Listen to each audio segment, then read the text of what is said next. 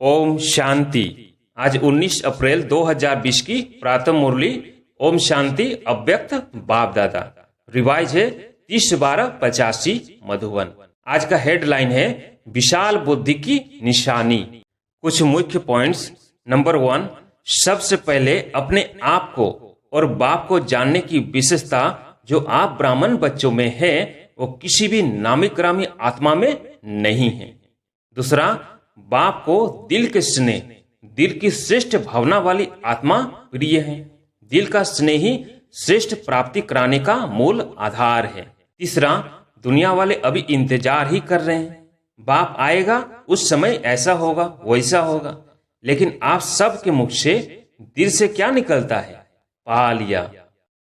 चौथा, जो ड्यूटी मिली वो पूरी कर लेना, इसको ही विशाल उमंग नहीं कहा जाता।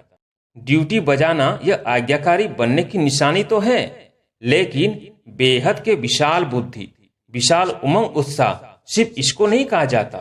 विशालता की निशानी यह है हर समय अपनी मिली हुई ड्यूटी में सेवा में नवीनता लाना, चाहे भोजन खिलाने की चाहे भाषण करने की ड्यूटी हो, लेकिन हर सेवा में हर समय नवीनता भरना, इसको कहा जाता है विशालता।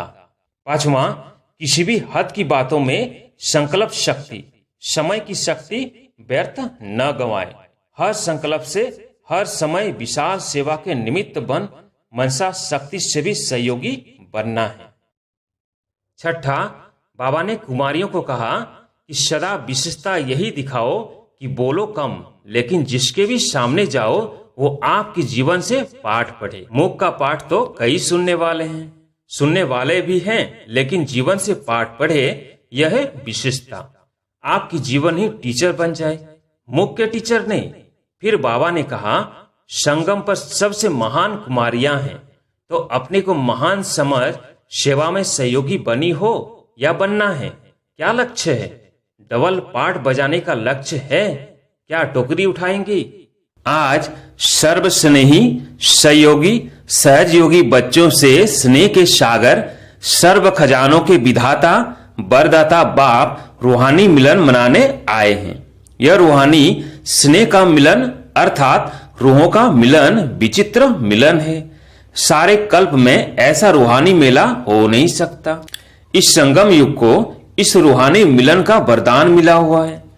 इस वरदानी समय पर वरदाता बाप द्वारा वरदानी बच्चे इस अविनाशी वरदान को प्राप्त करते हैं। बाप का भी विधाता और वरदाता का अविनाशी पाठ इसी समय चलता है। ऐसे समय पर वरदानों के अधिकारी आत्मा अपना सदाकाल का अधिकार प्राप्त कर रही हो। ऐसे रूहानी मेले को देख बाप दादा भी हर्षित होते हैं।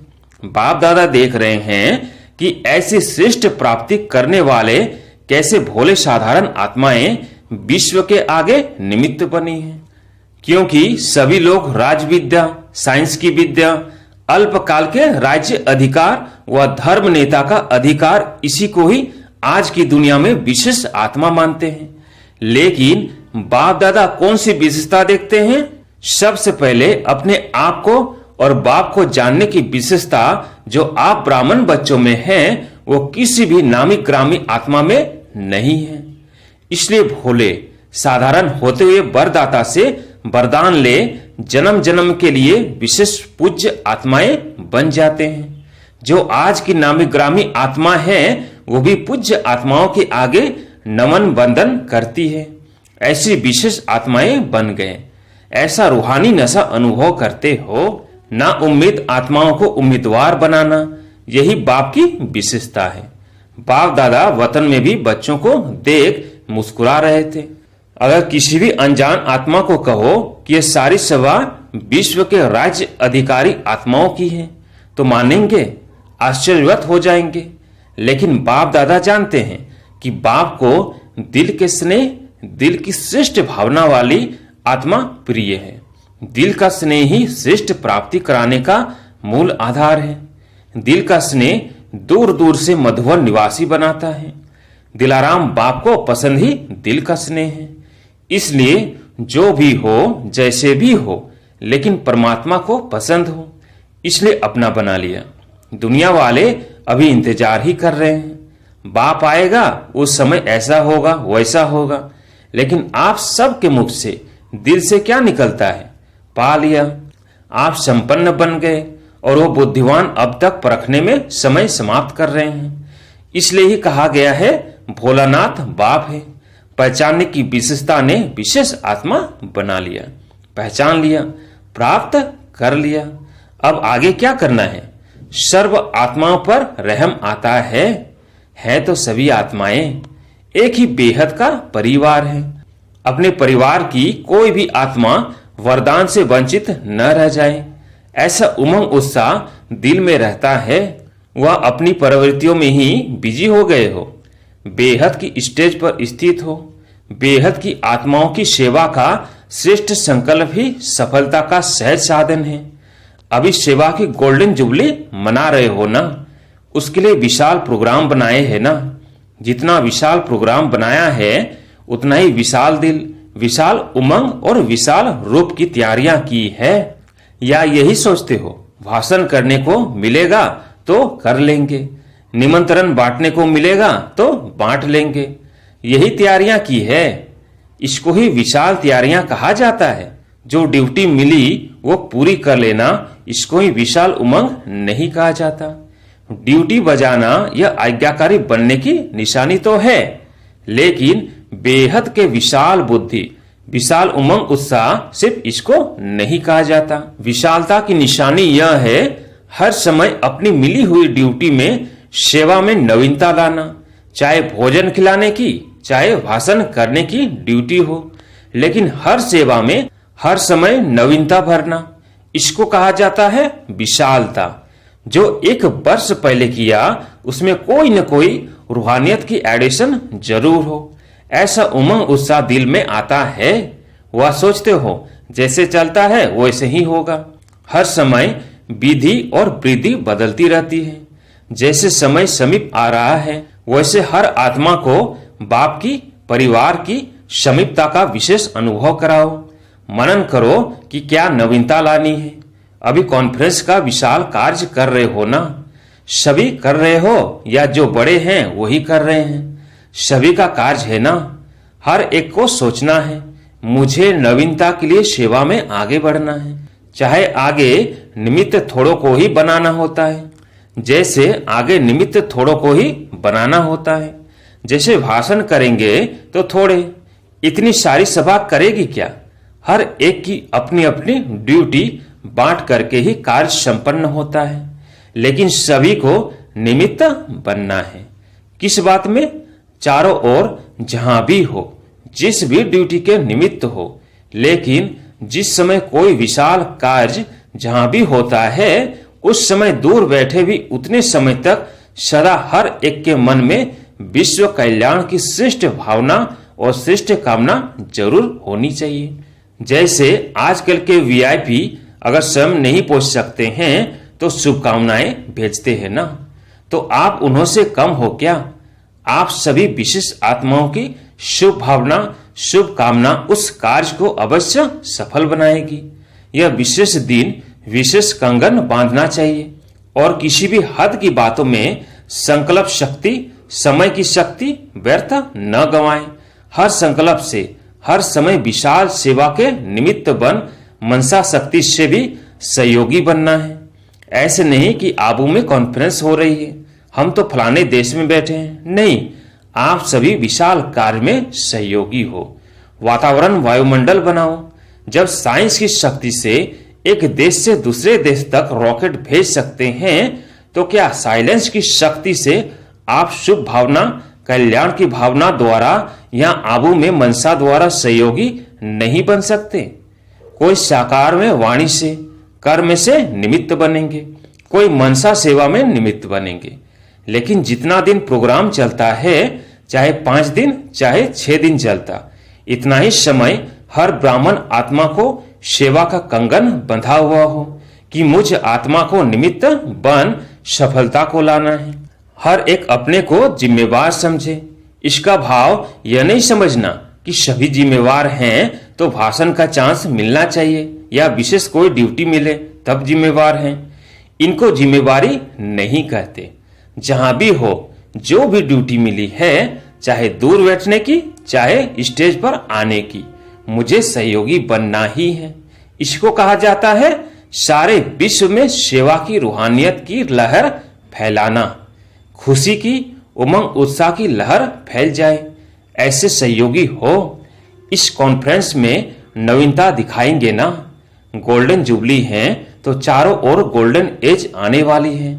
इस खुशी की लहर फैल जाए। भयभीत आत्माएं हैं, ना उम्मीद आत्माएं हैं, उनमें श्रेष्ठ भविष्य की उम्मीद पैदा करो। भयभीत आत्माओं में खुशी की लहर उत्पन्न हो। यह गोल्डन जुबली की गोल्डन सेवा, यही लक्ष्य रखो। स्वयं भी हर कार्य में मोल्ड होने वाले रियल गोल्ड बन गोल्डन जुबली मनानी है। समझा? जो अब तक नहीं किया है वो करके दिखाना है।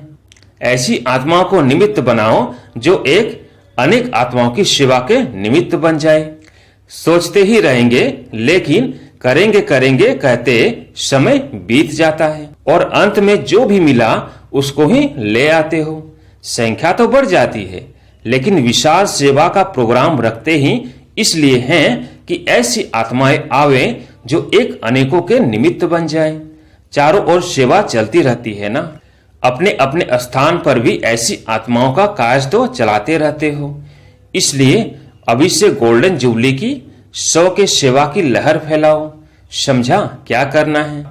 और 100 के साथ अन्य विशिष्ट आत्माओं की सेवा की मोहब्बत से मेहनत करो। स्नेह ऐसी वस्तु है जो स्नेह के वश ना वाला भी हाँ कर देता है। समय न होते भी समय निकाल देते हैं। यह तो रूहानी स्नेह है। तो धरनी बनाओ। ऐसे नहीं सोचो कि ये धरनी ही ऐसे हैं, यह लोग ही ऐसे हैं। आप कैसे थे? बदल गए ना। शुभ भावना का सदैव श्रेष्ठ फल होता है। अच्छा, अपने घर में आए हो यह तो बाप को भी खुशी है, लेकिन समय तो हद का है ना। जितनी संख्या उतना ही बांटता है ना। चीज 4 हो, लेने वाले 8 हो तो क्या करेंगे? उसी विधि से करेंगे ना। बाप दादा को भी विधि प्रमाण चलना ही पड़ता है। बाप दादा ऐसे तो कह नहीं सकते कि इतने क्यों आए हो। भले आए, स्वागत है, लेकिन समय प्रमाण विधि बनानी पड़ती है। हाँ, अव्यक्त वतन में समय की सीमा नहीं है। महाराष्ट्र भी कमाल करके दिखाएंगे। कोई ऐसी महान आत्मा को निमित्त बना के दिखावे तब कहेंगे महाराष्ट्र। दिल्ली तो निमित्त है ही। ऐसे नहीं कि अभी कॉन्फ्रेंस तो बहुत कर ली, अभी जितना होगा नहीं, हर वर्ष आगे बढ़ना है। अभी तो अनेक आत्माएं हैं जिन्हों को निमित्त बना सकते हैं। दिल्ली वालों को भी विशेष निमित्त बनना है। राजस्थान क्या करेगा? राजस्थान सदा ही हर कार्य में नंबर 1 होना है, क्योंकि राजस्थान में नंबर 1 हेडक्वार्टर है। चाहे क्वालिटी में चाहे क्वांटिटी में, दोनों में नंबर 1 होना है। डबल विदेशी भी नवीनता दिखाएंगे ना। हर एक देश में इस खुशखबरी की लहर फैल जाए तो सब आपको बहुत दिल से आशीर्वाद देंगे। लोग बहुत भयभीत है ना। ऐसी आत्माओं को रूहानी खुशी की लहर हो जो वो समझे कि यह फरिश्ता बन शुभ संदेश देने के निमित्त बनी हुई आत्माएं हैं। समझा? अब देखेंगे कौन सा जोन नवीनता करता है। संख्या लाते हैं या क्वालिटी लाते हैं। फिर बाप दादा रिजल्ट सुनाएंगे। नवीनता भी लाना, नवीनता के भी नंबर मिलेंगे। अच्छा, सर्व राज्य विश्व राज्य के अधिकारी आत्माओं को सदा बेहद की सेवा में, बेहद की वृत्ति में रहने वाली श्रेष्ठ आत्माओं को, दिल विशाल, सदा विशाल बुद्धि, विशाल उमंग उत्साह में रहने वाली विशेष आत्माओं को, सदा स्वयं को हर सेवा के निमित्त जान निर्वाण करने वाले, सदा श्रेष्ठ और बाप समान सेवा में सफलता को पाने वाले ऐसे रूहानी आत्माओं को रूहानी बाप की याद प्यार और नमस्ते। कुमारियों से सदा कुमारी जीवन, निर्दोष जीवन गाई हुई है। कुमारी जीवन सदा श्रेष्ठ गाई और पूजी जाती है। ऐसी श्रेष्ठ पूज्य आत्मा अपने को समझती हो। सभी कुमारियां विशेष कोई कमाल करके दिखाने वाली हो ना, या सिर्फ पढ़ाई पढ़ने वाली हो। विश्व सेवाधारी बनेगी या हद की? गुजरात की सेवा करनी है या मध्य प्रदेश की? या फलाने स्थान की सेवा करनी है, ऐसे तो नहीं। एवर रेडी आत्मा औरों को भी एवर रेडी बना देती है। तो आप कुमारियां जो चाहें वह कर सकती हैं। आज की गवर्नमेंट जो कहती है वह कर नहीं पाती। ऐसे राज्य में रह करके सेवा करनी है तो इतनी शक्तिशाली सेवा होगी, तब सफलता होगी। इस ज्ञान की पढ़ाई में नंबर लिया है, लक्ष्य यही रखना है कि नंबर 1 लेना ही है। सदा विशेषता यह दिखाओ कि बोलो कम, लेकिन जिसके भी सामने जाओ वो आपके जीवन से पाठ पढ़े। मुख का पाठ तो कई सुनाने वाले हैं, सुनने वाले भी हैं, लेकिन जीवन से पाठ पढ़े, यह है विशेषता। आपकी जीवन ही टीचर बन जाए।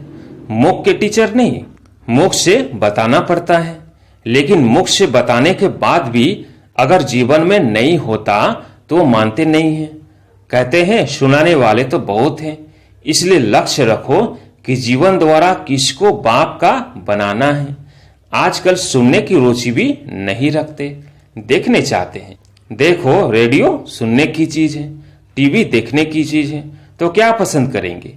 टीवी सुनने से देखना पसंद करते हैं। तो आपके जीवन में भी देखने चाहते हैं, कैसे चलते हैं, कैसे उठते हैं, कैसे रूहानी दृष्टि रखते हैं। ऐसा लक्ष्य रखो, समझा? संगम युग पर कुमारियों का महत्व क्या है उसको तो जानती हो ना। संगम पर सबसे महान कुमारियां हैं, तो अपने को महान समझ सेवा में सहयोगी बनी हो या बनना है? क्या लक्ष्य है? डबल पार्ट बजाने का लक्ष्य है क्या? टोकरी उठाएंगी? अच्छा, आज प्यारे मीठे बाबा का वरदान है, बालक और मालिकपन की समानता द्वारा सर्व खजानों में संपन्न भव।